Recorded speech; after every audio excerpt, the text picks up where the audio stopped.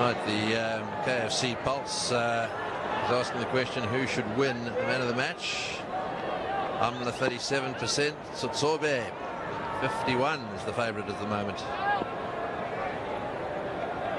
I guess the other question is who's man of the series. It's something that the viewers at home would be interested in as well. Having a look at the wickets that Tsotsobe has taken, he's got Marsh out, he's got Ponting, he's got the important innings of Michael Hussey. He closed that down at 78, and he got Mitchell Johnson. So great value in the actual wickets he got, the personnel that he sent back to the dressing room. So I'm giving it to the bowler. I'm giving it to Tsotsobe. Amla unlucky though, if that's the case, because he did set the foundation. Tsotsobe may be a little bit unlucky himself not to have this over. He's on 4 wickets. He's got the number 11 on strike. Great catch from Amla. That may contribute to him. He's voting in the man of the match. De Villiers took another good one. Ponting. Clever. Slower ball. Outthought Mike Hussey, who was firing there. And a cheeky little caught and bowled in second round offers. Well, that's in the air. Is this going to fall safely? Yes, it is. Yes, well, Tsotsobe will be hoping that the wicket doesn't fall this over, because he'll probably bowl the next over, and if he does, a good chance that he'll get 5.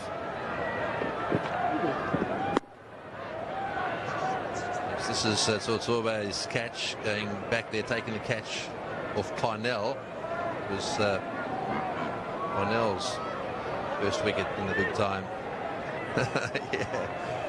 And the ball was in the lights, I think, is what he was saying. But a lovely smile, isn't he? Really jovial sort of character. JP Durmani, the first there to congratulate him. I hope a high ball doesn't go up to him down there at fine leg. It's nicely struck. He'd take it, Gilly. Nothing short of tonight. It's his night. He's having the time of his life.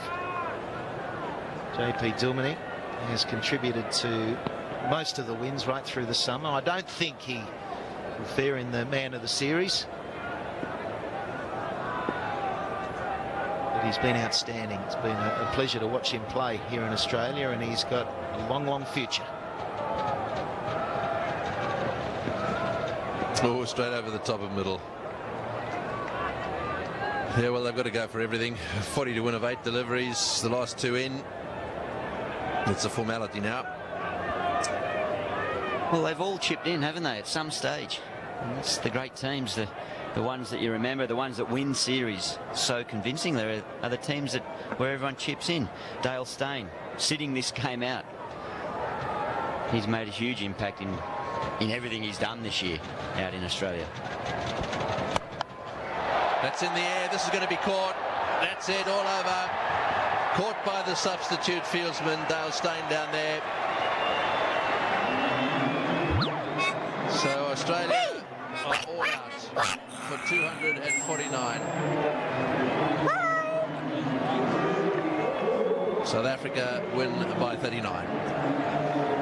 Yeah, look, a huge congratulations to the performance of South Africa yet again. They were able to play 2 debutants and still do the job. They batted first, set a mean total of 288, and Australia once again haven't been good enough. They haven't been allowed to get into the match at any stage.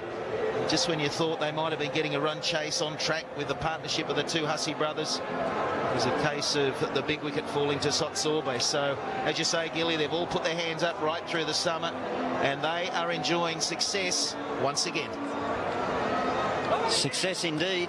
4-1 victors on the Australian soil, and it's been the team effort. We were talking about Tsotsobe maybe getting 5 or wanting 5 wickets. As that catch was taken by Dale Steyn, he was at fine leg, charging in as excited as anyone.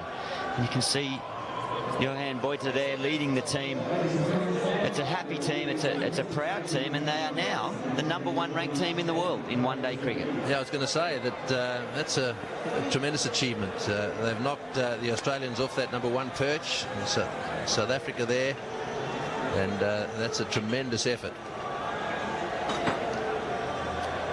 Just looking at the Australian setup for a while, well, I don't think they planned on losing so many senior players to injury. You've got Stuart Clark out, Brett Lee, Andrew Simons, Michael Clark was out for a lot of it, and that's really affected the balance of youth and experience.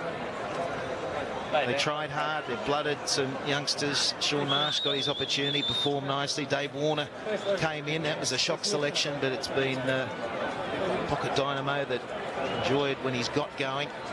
But there's a lot of inexperience, more inexperience in the Aussie setup than we've seen for a long, long time, and they've got to really turn things around. I think they'll be able to do it against New Zealand, but when they get over to South Africa, it's going to be another close tussle.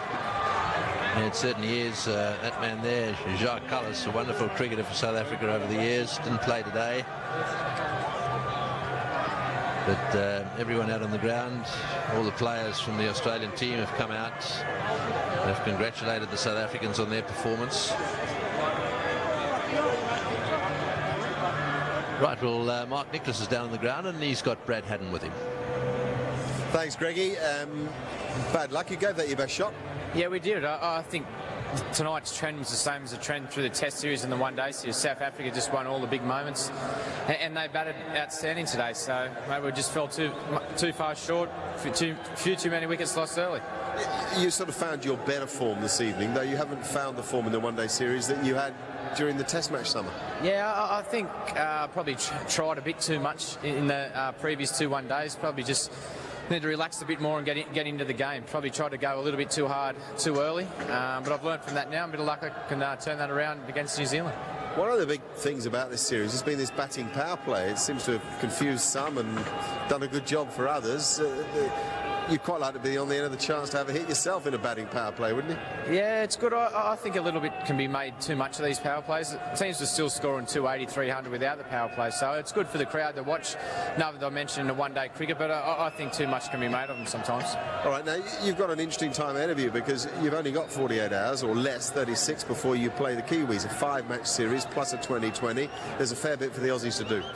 Yeah, there is, but we'll touch quickly on this series tonight, then let it go. We've got a new series obviously starting in 48 hours, so we've got to basically get over this and get on with New Zealand.